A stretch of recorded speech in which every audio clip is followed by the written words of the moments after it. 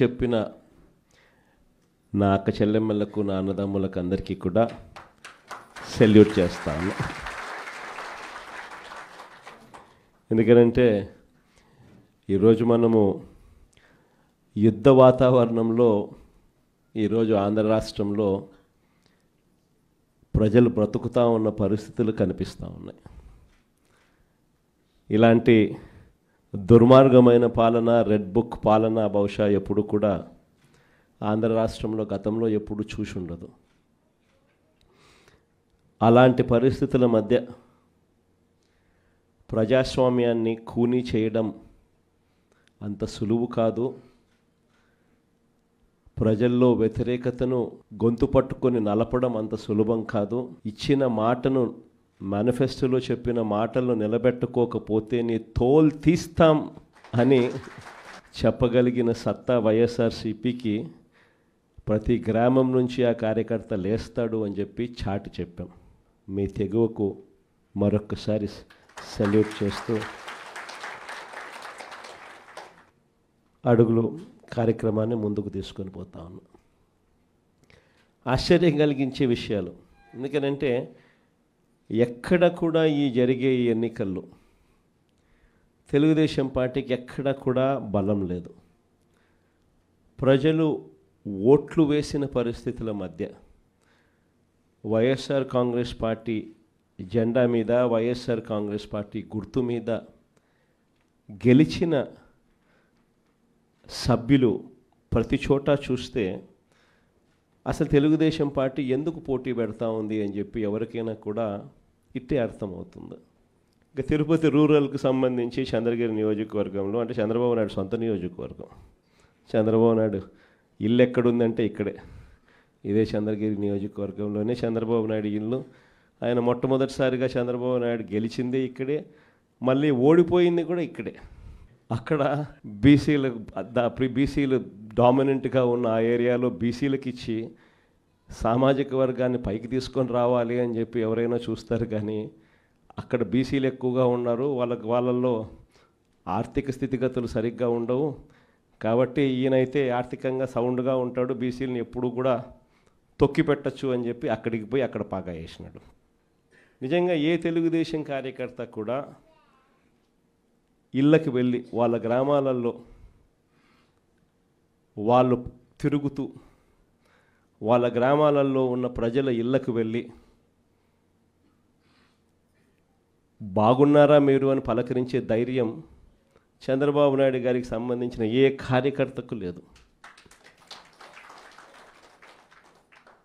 కారణం, చంద్రబాబు నాయుడు గారికి సంబంధించిన ఏ కార్యకర్త అయినా కూడా ప్రజల్లోకి వెళ్ళి వాళ్ళ ఇళ్ళ దగ్గరికి వెళ్తే ప్రతి ఒక్కరికి కూడా వెన్నులో భయమే. చివరికైతే నా అక్క చెల్లెమ్మలందరూ పొద్దుటూరు నుంచి ఎదురు చూస్తూ ఉన్నారు, కడప నుంచి ఎదురు చూస్తూ ఉన్నారు. ఏదో ఉచితంగా బస్సు వస్తుంది, ఏదో విశాఖపట్నం పోయి రావచ్చు కదా, పొద్దున పోయి సాయంత్రానికి వెనక్కి రావచ్చు కదా అని చెప్పి అటువంటి చిన్న చిన్నవి కూడా పట్టించుకోవడంలా, దానికి కూడా దిక్కులేని పరిస్థితిలో ఈరోజు రాష్ట్రంలో పరిపాలన సాగుతూ ఉంది.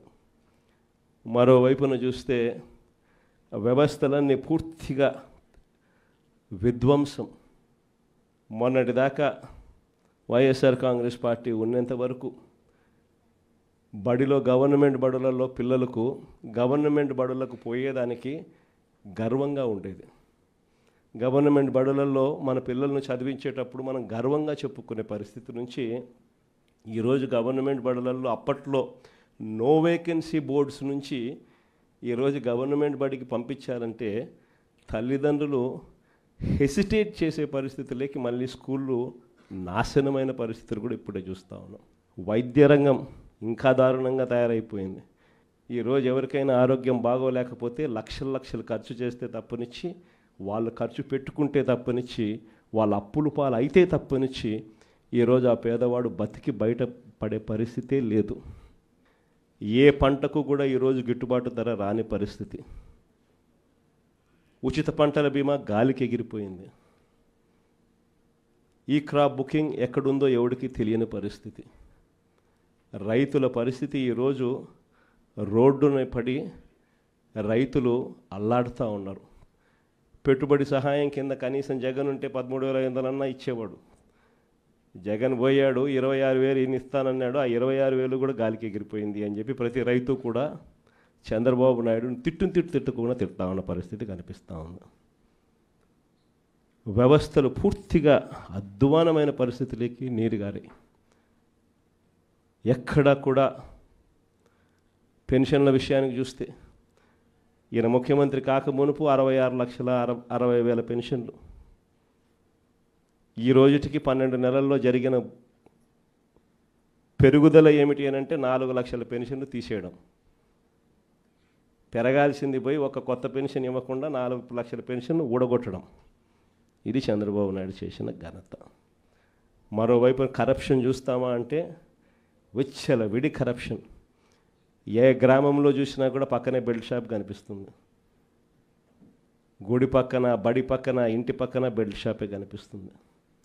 ఏ బెల్ట్ షాప్లో చూసినా కూడా షాపుల కన్నా 20 రూపాయలు, 15 రూపాయలు బాటిల్కి ఎక్కువ రేటుకు అమ్ముతూ ఉన్న పరిస్థితి మన కళ్ళ ముందనే కనిపిస్తుంది. ఇసుక కళ్ళ ఎదుటే కనిపిస్తూ ఉంది. మన హయాంలో కన్నా 2 రేట్లకి పెట్టి అమ్ముతూ ఉన్నారు. మన హయాంలో ఉన్న గవర్నమెంట్ కన్నా ఆదాయం వస్తాను నేను. ఇప్పుడు గవర్నమెంట్కి రూపాయి ఆదాయం లేదు. రేటు చూస్తే మనకన్నా 1.5 రెట్లు, 2 రెట్లు ఈ రేట్లు ఎక్కువతో అమ్ముతూ ఉన్నారు. మట్టి మైనింగు, నియోజకవర్గంలో ఏదైనా పరిశ్రమలు ఏదైనా నడవాలి అని అంటే పరిశ్రమలు అన్నీ ఎమ్మెల్యే దగ్గరికి రావాలా, ఎమ్మెల్యేకి అంతో ఇంతో ముట్ట చెప్పాలా, ఎమ్మెల్యే ముఖ్యమంత్రికి అంతో ఇంతో ముట్ట చెప్పాలా.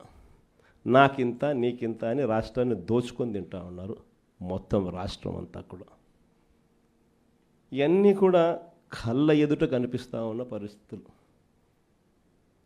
దీని నుంచి డైవర్ట్ చేసేదానికి ఏం చేస్తూ ఉన్నాడు?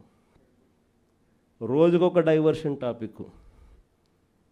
ఏదన్నా ఊరు పేరు లేని కంపెనీకి విశాఖపట్నంలో 3,000 కోట్ల రూపాయలు విలువ చేసే భూములు ఇస్తాడు. ఏదో ఉర్సా అంట కంపెనీ పేరు. ఇంద్రనైనా ఈ ఉర్సా అని చెప్పి చూస్తే ఊరు లేదు, పేరు లేదు. వారు కట్టే కరెంటు బిల్లు ఏంది అని అంటే కనుక వాళ్ళు కట్టే కరెంటు బిల్లు ఒక ఇంట్లో ఒక అపార్ట్మెంట్లో రెసిడెన్షియల్ అపార్ట్మెంట్ కట్టే కరెంటు బిల్లు